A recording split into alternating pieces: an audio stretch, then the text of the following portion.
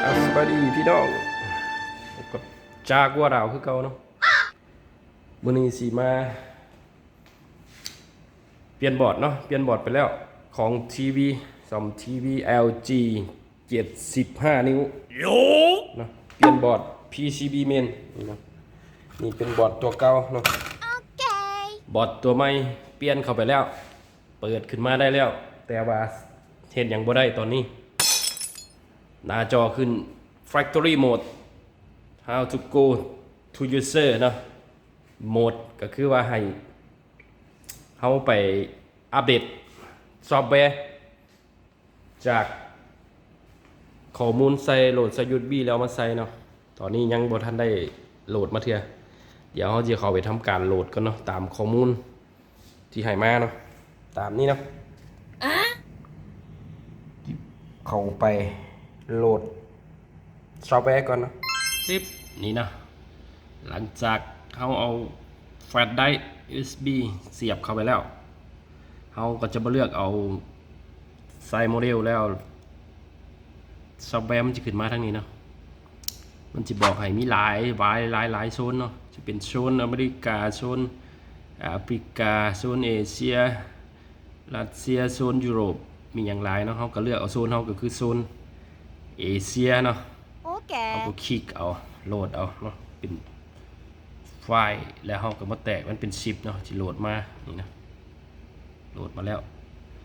เดี๋ยวนี้เขาโหลดเข้าไปแฟลชได้แล้วเนาะแล้วก็เขาแตกออกมาหลังจากแตกไฟล์ออกมาแล้วเนาะใส่แฟลชได้ USB เขาแล้วก็มาสูบใส่เนาะสูบใส่ทั้งหลังเครื่องเดี๋ยวรอเบิ่งว่ามันจะเป็นอะไรเนาะซุปเข้าไปก่อนปั๊บนี่เนาะหลังจากซุปเข้าไปแล้วทั้งหลังเครื่องเนาะซุปแฟลชได้เข้าไปแล้วมันก็จะโชว์ขึ้นมาแบบนี้เนาะคือ HVC Brainboard Setting หมายความว่าเขาต้องได้ใส่ Model Name Graphic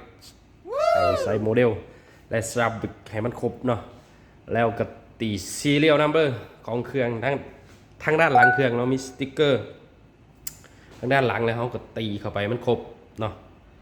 ตามขั้นตอนที่ว่าให้มาตามนี้เนาะเดี๋ยวเขาพากันตีไปก่อนเนาะตามที่ว่าโมเดลหลังเครื่องก่อนนี่เนาะ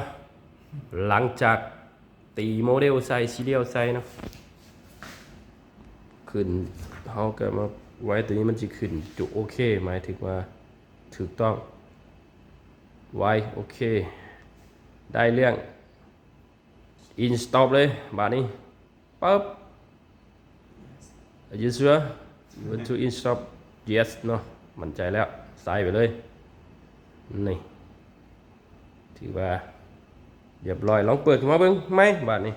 จะเป็นอะไรมันจะขึ้นให้เฮาใส่ไหมบ่เนาะเอานี่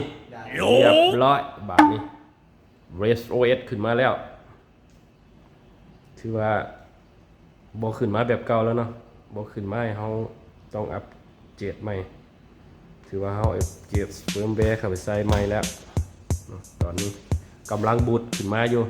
ปั๊บเนาะขึ้นมาแล้วนี่ขั้นตอนโอเคนี่มันให้เลือกเฮาก็เฮ็ดตามข้อมูลไปนะเลือกเป็นทีวีจะเลือกให้โซนเลือกโซนไหนเนาะนี่อังกฤษปักแนวไหนก็ใส่ภาษาตามนั้นนี่เป็นโซนของมาเลเซียเมียนมานิวซีแลนด์ของโซนเฮาก็สิเป็นไทยแลนด์เนาะnext ไปเลยนี่ให้เลือก Wi-Fi ตามขั้นตอนที่ตั้งไปนะบ่มีหยังขั้นตอนติดตั้ง Wi-Fi Connect ถ้าเฮาบ่ลินก็สกิปออกไปปึ๊บเข้ามานี่นะเลยเลือกเอาโอเคเลย next เราจะเลือกเป็นทีวีแบบตั้งพื้นหรือว่าจับหัวเมาส์แขนฝานะตั้งพื้นก็ใส่ไปนี่หรือว่าชุดนิ่งหมายว่าที่จูนเป็นช่องอันนั้นบอลนะโอเค เอาหลายขั้นตอนตัวนี้เขาไม่ใส่ก็สกีบออกไป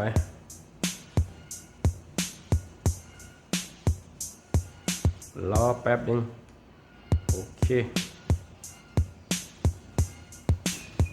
เรียบร้อย Yes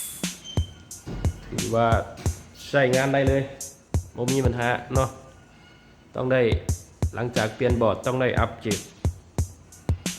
ซอฟต์แวร์เฟิร์มแวร์ใหม่เนาะ Okay ถือว่าอัพผ่านแล้วก็ถือว่าใช้งานได้ปกติเนาะหลังจากเปลี่ยนบอร์ดใหม่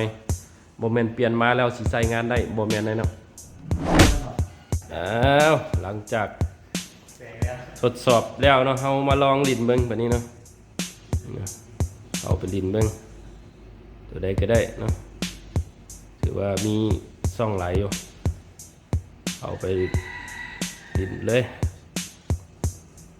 นี่เนี่ยมีตัวใดแดงเนาะโอ้คือว่าออกมาคักแทบบัดนี้ถือว่าภาพและเสียงชัดเจนเนาะถือว่าลองดิน YouTube ได้ปกติผ่านเนาะสำหรับทีวีเครื่องนี้